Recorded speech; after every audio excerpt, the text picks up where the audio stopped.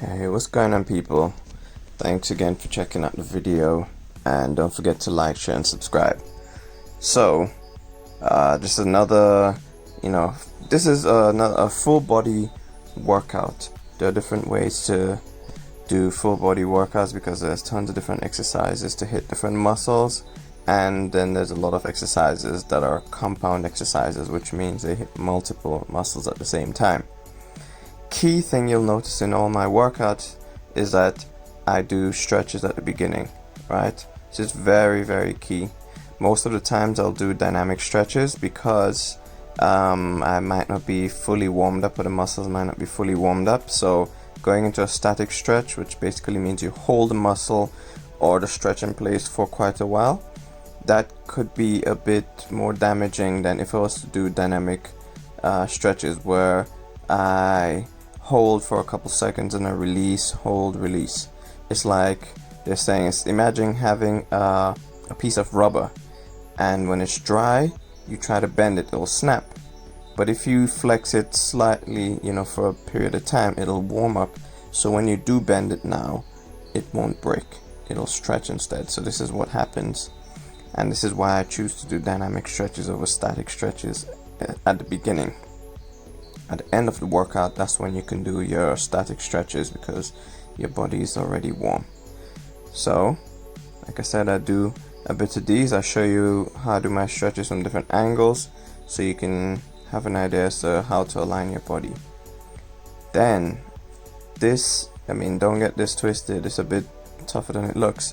If you have a bigger space in which you can do these movements, it's better to just do like longer distances so you don't have to just go back and forth. If you have a shorter space, like I'm showing you here on this mat, you just go back and forth.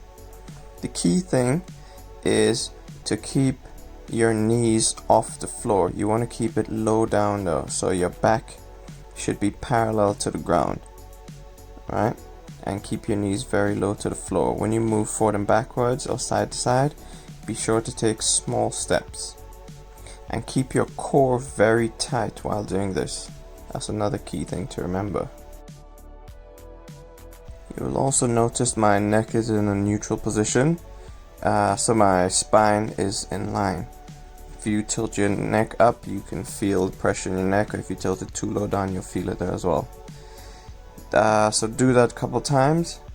Then I went into doing some squats, some deep squats, banded squats.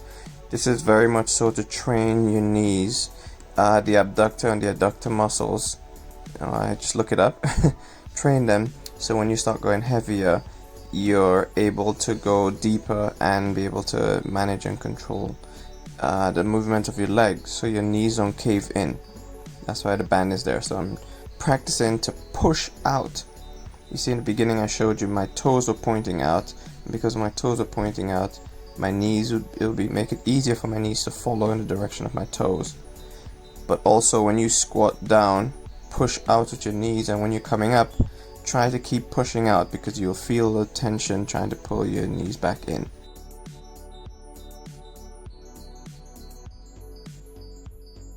Next, I moved on to doing some hanging toe to bar lifts. My knees are not straight in these ones. I'm working my way up to that. Eventually I'll get there. The key thing here also is to ensure your arm is fully locked out at the bottom of the hang, because you don't want to be using your biceps too much. And you're trying to rotate your hips upwards. Try not to get too much of a swing, so that's why you see I'll stop at the end. I'll stop at the bottom of each. Now what you didn't see in this set is immediately after coming from the hanging toe to bar lifts, I went straight into doing some push-ups. Started by doing the basic type of push-ups that we know, but then fully started to extend into doing push-ups where I also included some scapular protraction retraction movement. That's why you see at the top I exaggerate the push to try and protract my shoulder. Then I went for another round. So for some of the other exercises that you saw, I did do them multiple times. I just, as usual, I'm not going to film it all because I don't want to bore you guys to death. Speaking of being bored to death, don't forget to subscribe, like, and share. Please leave a comment if there's anything here that you're not too sure about what I'm doing or you'd like to see more about.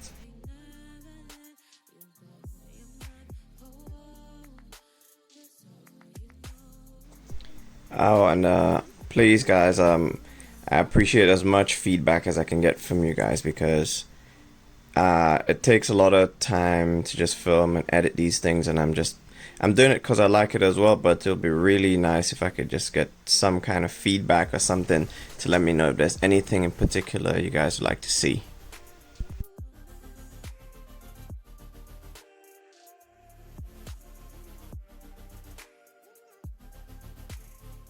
Now right here, I moved into doing some hammer grip pull-ups, right? This is really great for working your biceps and forearms. It even works a bit of your chest as well. Obviously it hits the lats too, but in particular the bicep and the forearms.